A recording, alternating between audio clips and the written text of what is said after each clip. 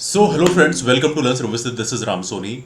आज हम डिस्कस करेंगे मध्य प्रदेश की वैकेंसीज के बारे में। जैसा कि आप देख सकते हैं यहाँ पे लिखा है मध्य प्रदेश में 3 लाख से अधिक पद खाली हैं, इनकी भर्ती जल्द शुरू की जाएगी। तो मध्य प्रदेश की वैकेंसी जानेंगे कि मध्य प्रदेश में कितनी वैकेंसी है। लेकिन सबसे इंपॉर्टेंट है, आप देख सकते हैं न्यूज़पेपर में इस तरह की हेडिंग दी है, मध्य प्रदेश में 1 लाख भर्ती की तैयारी, लेकिन पद 3 लाख से अधिक खाली। वो देखा जाए तो ये इन्फॉर्मेशन इस समय न्यूज़पेपर के कॉलम में तो चली रही है, लेकिन इसके अलावा जो हमारा सोशल मीडिया है वहाँ पर व्हाट्सएप के माध्यम से शेयर भी की जा रही है। और यहाँ पर बोला जा रहा है कि मध्य प्रदेश में 1 लाख से अधिक वैकेंसी आने वाली हैं, सरकार 1 लाख से अधिक वैकेंसी फिल करेगी। और कुछ लोग जो है उसको काफ़ी ज़्यादा प्रमोट भी कर रहे हैं। वो देखिए, जहाँ पर मैं ये एनालिसिस करूँगा कि कहाँ पे कितनी वैकेंसी है तो डिस्कस ही करेंगे। लेकिन जो सबसे इम्पोर्टेंट पार्ट है कि इसके बारे में हम लोग एनालिसिस करना चाहेंगे कि बेसिकली कितना जेन्युइन है, सरकार के द्वारा लिया गया जो कदम है कितना प्रशंसनीय है ये भी हम जानेंगे, और कितना प्रशंसनीय नहीं है ये भी जानेंगे। हो सकता है मेरी बात कुछ लोगों को हर्ट करे। अब मेरी बात हर्ट कर सकती है बिकॉज हम एक राजतंत्र में नहीं रह रहे हैं जहाँ पे राजा और प्रजा होता है। हम कोई प्रजा तो है नहीं, हम लोकतंत्र में रह रहे हैं जहाँ पर हम एक नागरिक हैं और हमारी एक जिम्मेदारी है कि हम सरकार को अकाउंटेबल करें। तो पहले देख लेते हैं हेडिंग क्या है, फिर उसको एनालिसिस करना शुरू करते हैं। बुरा मत मानिएगा, we will do some analysis. Let's discuss about that. लिखा है मध्य प्रदेश में 1 लाख भर्ती की तैयारी, लेकिन पद 3 लाख से ज़्यादा खाली हैं।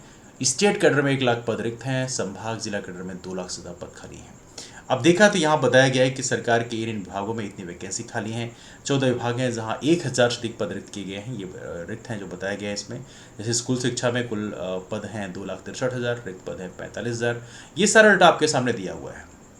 अब देखिए, यहाँ पर कुछ चीज़ें डिस्कस करने के लिए आती है जो काफ़ी यूनिक है।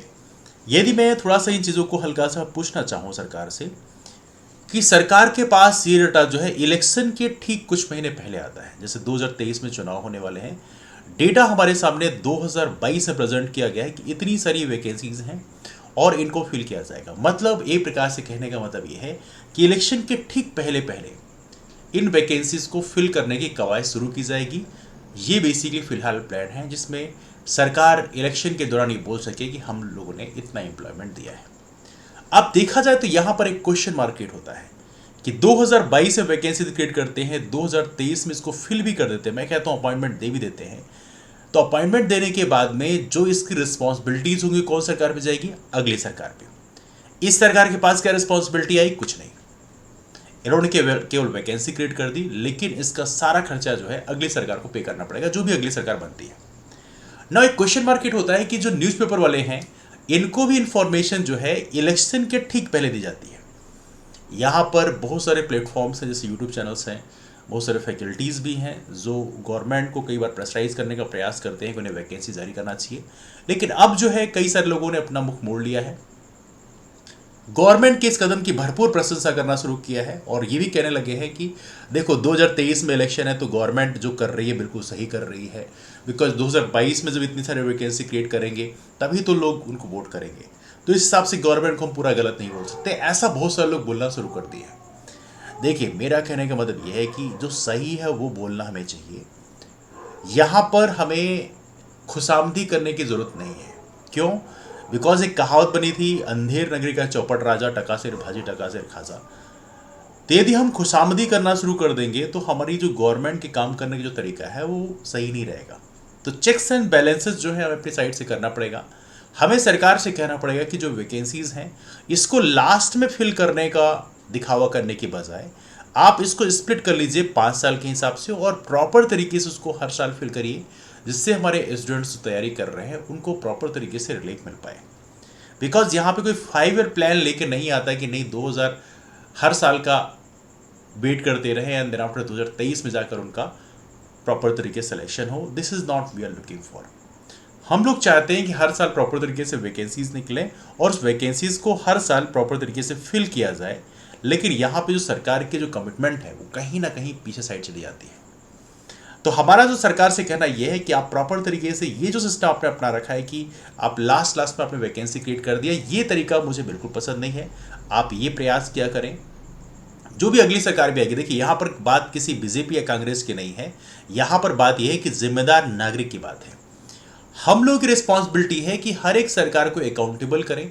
यहां पर कोई ये कहना शुरू कर दे कि नहीं वो सरकार तो ऐसा नहीं करती है, पिछली सरकार ऐसा नहीं करी है, ये ठीकरा फोड़ने का मतलब नहीं है। यहां में मतलब ये कि जो प्रेजेंट में है उन्हें अपनी रिस्पॉन्सिबिलिटी किस तरह से पूरी करनी चाहिए, बात सारी ये है। तो यहाँ पे मैं फिलहाल यही कहना चाहूँगा। बाकी चीज़ें तो आपके पास सामने हैं, मुझे बहुत ज़्यादा इसमें कहना नहीं है, बिकॉज वैकेंसीज ऑलरेडी आपके सामने बताई गई है और बताया भी गया है कि इस टाइम पे वैकेंसी फिल की जाएगी। वो चीज़ें हम डिस्कस नहीं कर रहे हैं। देखिए, सबसे महत्वपूर्ण जो चीज़ डिस्कस करने के लिए आऊँ वो ये है कि सरकार को ये टाइम बाउंड मैनर पे ईयर वाइज वैकेंसी फिल करना चाहिए। जो लास्ट टाइम में लोगों को प्रलोभन देने का मामला है वो चीज़ सही नहीं है। दूसरा, जनता को मैं क्या कहना चाहूँगा, जनता को कहना चाहूँगा कि जब सरकार के जो नेता हैं ये आपके पास वोट मांगने के लिए आए, तो आप एक कंधे में जब हाथ रख के बोले और सुनाओ क्या हाल चाल है, तो उससे आप खुश मत हो जाना। यहां पर आपको ध्यान रखना है कि आपको लास्ट मोमेंट में कोई प्यार से बात कर दे तो आपको उससे खुश नहीं हो जाना है। आपको ये ध्यान रखना है कि सरकार ने पिछले 5 साल में क्या काम किया है, उसके हिसाब से आपको मार्किंग करनी है, उसके हिसाब से उसको आपको वोट देना है। ऐसा वोट अंधाधुंध नहीं देना है कि हाँ कोई मंत्री जी हैं उन्होंने आपके कंधे में जाके हाथ रख दिया, आपने 50 लोगों को बताया कि नहीं नहीं मंत्री जी बड़े अच्छे आदमी हैं, उन्होंने मेरे कंधे में हाथ रख के बोला है कि और सुनाओ क्या हालचाल है। तो ये सिस्टम जो है जो हम लोग कर रहे हैं ये सही नहीं है। हमें सामने वाले की परफॉर्मेंस को असेस करके उसके अकॉर्डिंगली उसको वोट करना चाहिए और तब जाके हमारा देश जो है सही रास्ते में चलेगा। हमारा देश सही रास्ते में तभी बनेगा जाएगा जब हम लोग एक जिम्मेदार नागरिक की भूमिका निभाएं। अब देखा है तो यहाँ पे कई बार होता है हम लोग भगत सिंह हैं, चंद्रशेखर आजाद हैं, ऐसे महान क्रांतिकारियों को एडमायर करते हैं और कहते हैं कि देखो ऐसे महान लोग हमारे भारत माँ ने पैदा किया, ऐसे वीर सपूतों को जिनके कारण हमारा देश आज़ाद हुआ, और बहुत सारी चीज़ें हम लोग बोलते हैं। लेकिन कमाल की बात यह जब उनके आदर्शों को इंप्लीमेंट करने की बात आती है तो वहां पर हम लाइन में सबसे पीछे खड़े मिलते हैं। क्यों? बिकॉज यदि कोई अधिकारी आपसे बदतमीजी कर रहा होता है तो उसको आप अपोज नहीं कर पा रहे होते हो। मतलब एक इंसान ने अपने देश की आज़ादी के लिए अपने प्राण भी न्यौछावर कर दिए, लेकिन हम लोग एक बेहतर देश की को बनाने के लिए एक अधिकारी की गलत रवैये को भी चेक नहीं करते। दूसरी बात, कई बार नेता ऐसे होते हैं जो पूरे साल तक गायब होते हैं, 4 साल गायब होते हैं, 5वें साल जाके वापस से दिखने लग जाते हैं। तो कहीं ना कहीं वहां भी हम लोग चेक नहीं करते, वहां भी उस नेता से सवाल नहीं करते कि आप 4 साल तक कहाँ थे। तो कहीं ना कहीं जो ये तरीका है, रवैया है, हमें खुद बदलना पड़ेगा। यदि हम भगत सिंह या चंद्रशेखर आजाद को एडमायर करते हैं तो हमें उस कम से कम, मैं नहीं कह रहा हूं अपना बलिदान दे दो, लेकिन एटलीस्ट थोड़ा संघर्ष तो जिंदगी में करो।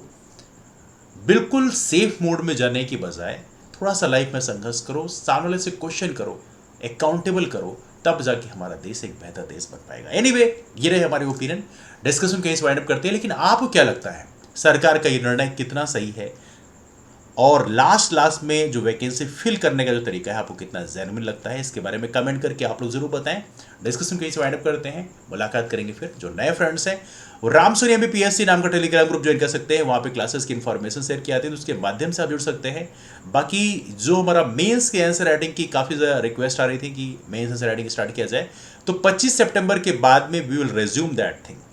अब 25 के बाद उसका 26-27 हो जाए, लेकिन 25 सितंबर के बाद प्लान में है। स्टूडियो लगभग प्रिपेयर कंडीशन में है, क्योंकि अभी नई जगह में आ गया था, थोड़ा दिक्कत हुई। लेकिन वापस से 25 सितंबर के बाद में हमारे जो मेंस आंसर राइटिंग क्लास है रेज्यूम हो जाएंगी, और बाकी जो बैच कोर्सेज हैं वो तो चल ही रहे हैं, तो उसमें कोई अतिशयोक्ति की बात नहीं है। लेकिन जो मेंस आंसर राइटिंग क्लास है, जो फ्री क्लास होती है हमारी, उसको 25 सितंबर के बाद रिज्यूम किया जाएगा। तो चलिए मुलाकात करते हैं फिर, तब तक के लिए bye bye, take care, have wonderful day ahead, keep moving forward and take care, that's all, thank you.